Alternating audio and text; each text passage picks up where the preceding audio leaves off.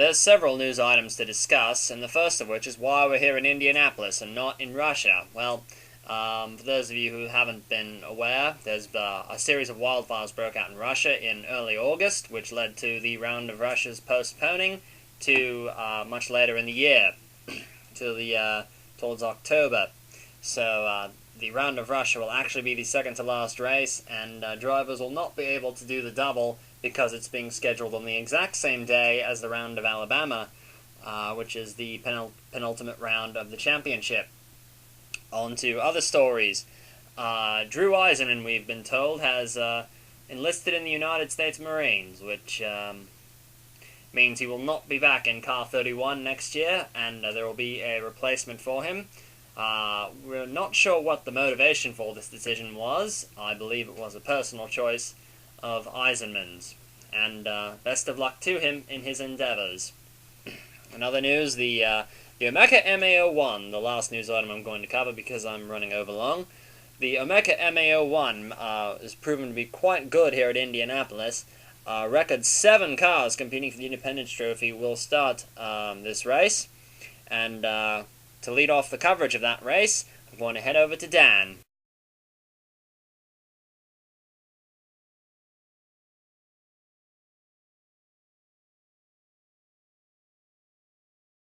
Thank you, Lance. Capturing his third Delano Pole Award of the season is Leonid Roderick in the number 4 Flash Racing Inglesby. Roderick is going to get a very good start to this one. He catches the rest of the field sleeping, a start of a race that's reminiscent of Roderick in the late 90s and early 2000s.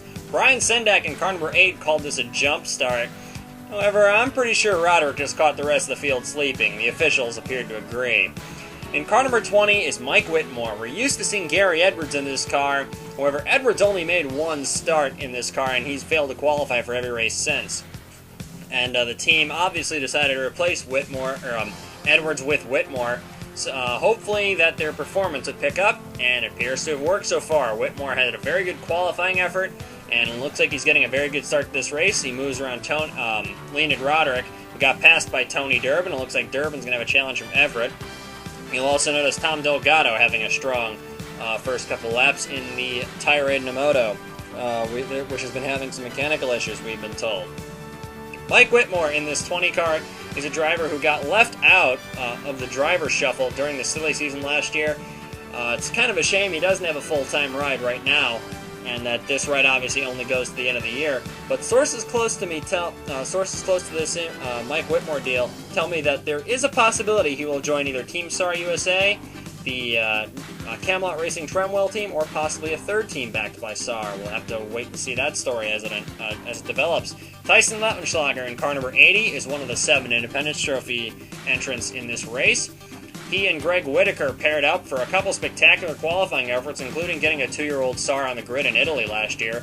And he's impressing so far, even though he didn't qualify well. He was in the top 10 in practice. Craig Janser in car 69 is also there in that black and yellow J.D. McDermott car with the red spoiler, the traditional colors for that team. Here's Leigh Gruelle in car 46, the only Xenos in the field, marking Xenos' first ever Master Cup start. In car 46, having not exactly a great start to this race, but he's working his way through the field. Of course, Michael Sykes in the 144 back there as well. Kurt Pliskin in car number 16 is the defending winner of this race. He's about to get passed by Adrian Devereaux in the 26th, that navy blue and orange car. Right behind Devereaux is his team owner and teammate Alan Hodges of Wales. Devereaux decides to go high, decides to come back low, and Kurt Pliskin's going to be kind of left out of line there. Right there on the inside, you'll see Carlos Donzello and Matt Taylor, 2 of the Majestic Motorsports cars. Then Scott Bates in that ruby-colored 88 car, and then Dale Roswell in the electric blue 17, the IBEW car. As you see, Devereaux pulls out a big lead. The 3 Gasniers and Scott Bates' EFR Journey are working their way through the field. Another one of the Independence Trophy entries in this field is Todd Wodarczyk in the 07. Wodarczyk had a very good run on the flat ovals throughout his Master Cup Series career. He hasn't won a race, but then again, flat ovals such as the one in Japan and the one here at Indianapolis do seem to suit his driving style. Back up front, Scott Bates in car number 88 is moving into the lead of the race.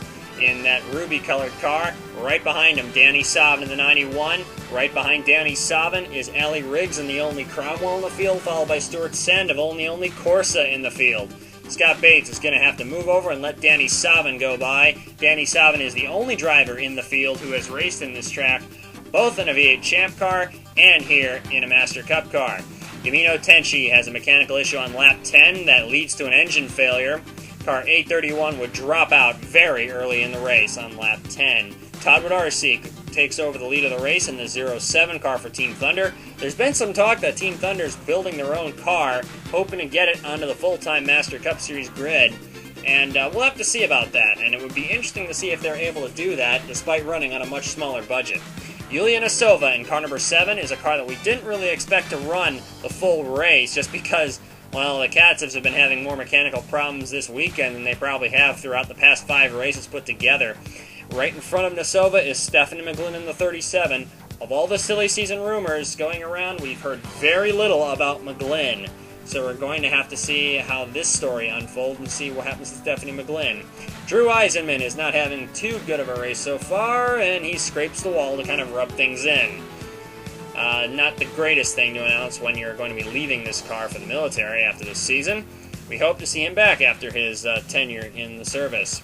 Alan Hodges and Michael Sykes are going to make Wales 1-2 as they come across the stripe here. Michael Sykes is having a fantastic time here at Indianapolis. He's found it very easy to work through traffic, and looks like things are going very well for him so far. Brian Sendak and Chris Johans come in to rain on Michael Sykes' fun as they sweep into the lead and into second place, whereas afterwards they're going to have to yield to 2 Inglesbys, Lewis Kingston in the 44, Scott Hamilton in the 444. Hamilton, we haven't seen too much of him because Lance Andrews has been driving that car for a fair amount of the races Hamilton was scheduled to run. Julian Alexander, no sponsor, who cares? He's going for it anyway. He dominated the qualifying race. Makes you wonder where all the money comes from to make that car as fast as it is, but it doesn't really seem to matter because Alexander's having a fantastic run. Leonid Roderick's on the apron. No, not another mechanical problem for the Inglesby, but this is a scheduled pit stop. On lap 26, Roderick brings in some of the cars. Looks like, contact between Todd Wodarczyk and Adrian Devereaux. That didn't do anything but scrape the paint off the rear end of the 26. No damage there. And on lap 27, Lewis Kingston brings the rest of the field, and you can see everybody funneling in. Sandoval trying to gain some spots going around the outside. Very late committal to the pit road there for Sandoval. Roderick in car 4, Devereaux car 26, and Bouvier in car 59 were 3 of the 4 cars that pitted 1 lap earlier. We're going to see how that strategy pans out.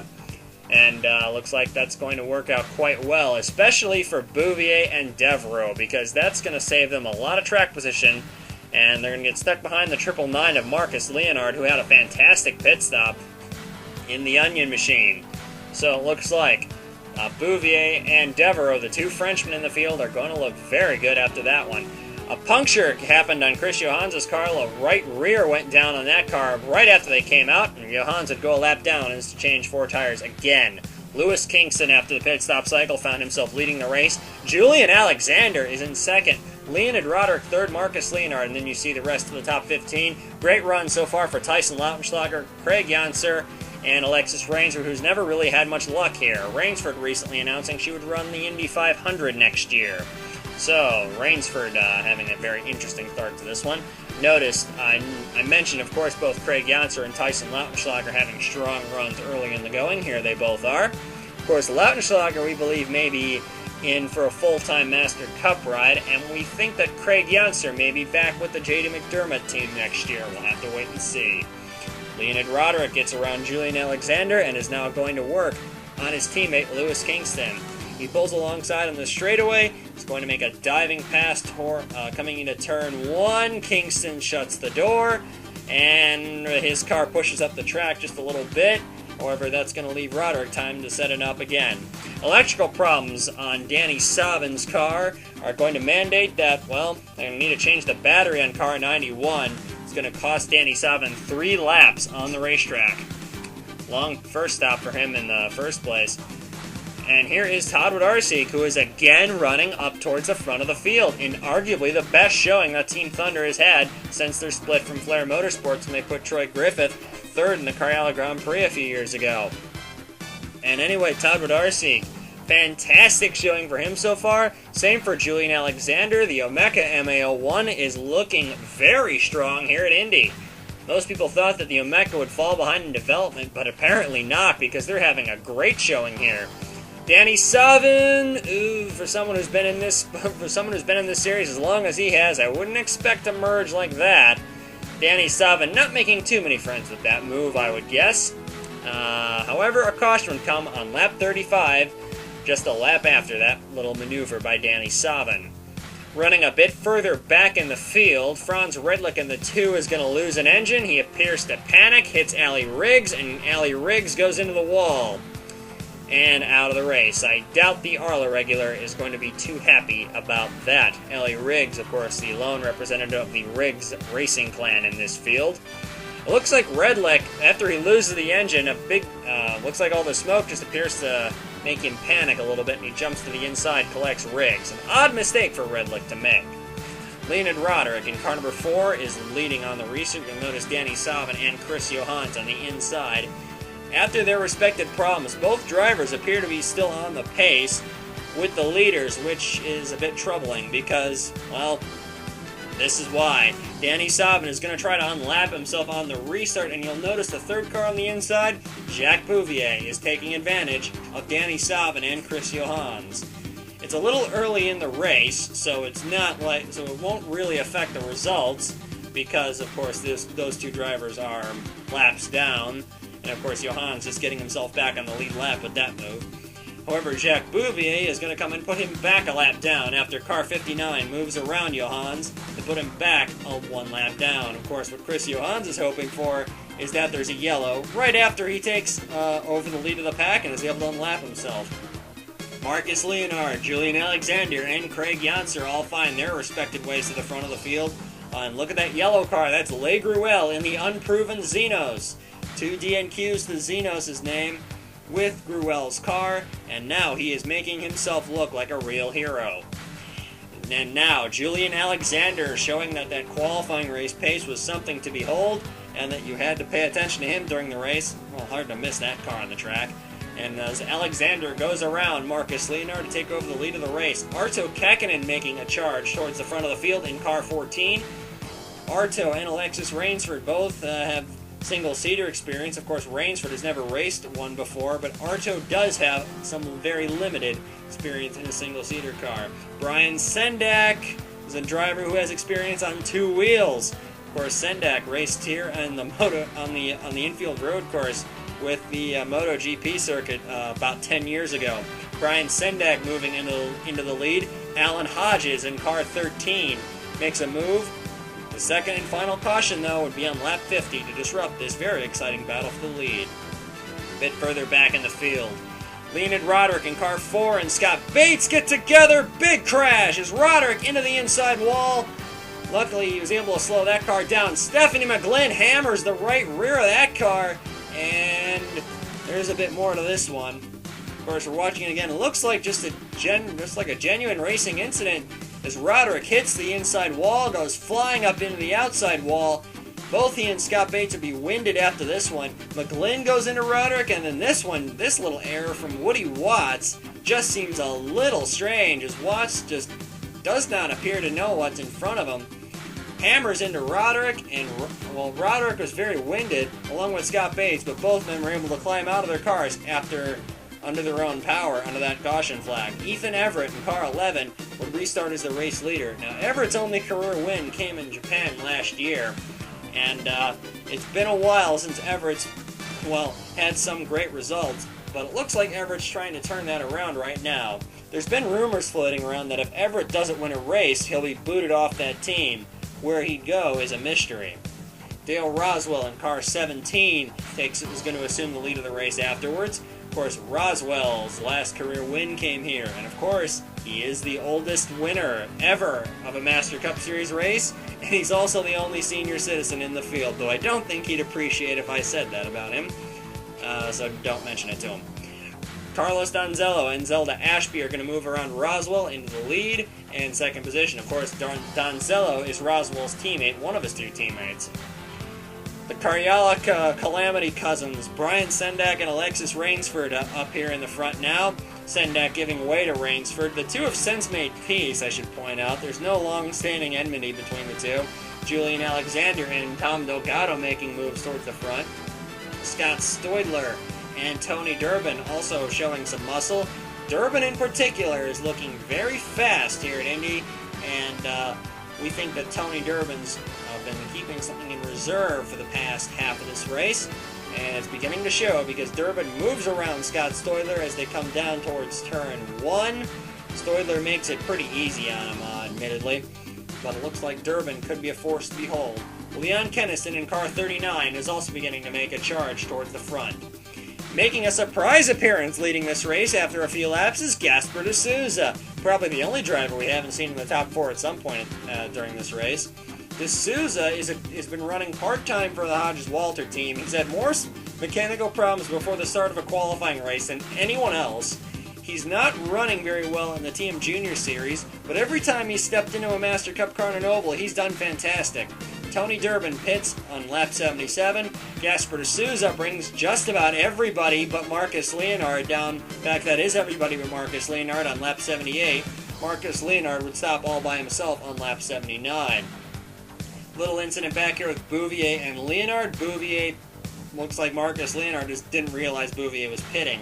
Lap 87. This is first, second, and third. Alan Hodges, Gaspar de Souza, and Alexis Rainsford after that pit stop sequence. Tony Durbin is in fourth.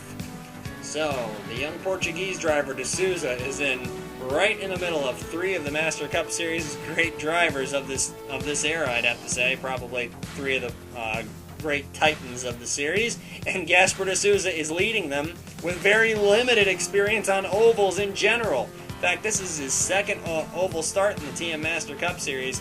He's making quite a hero out of himself today.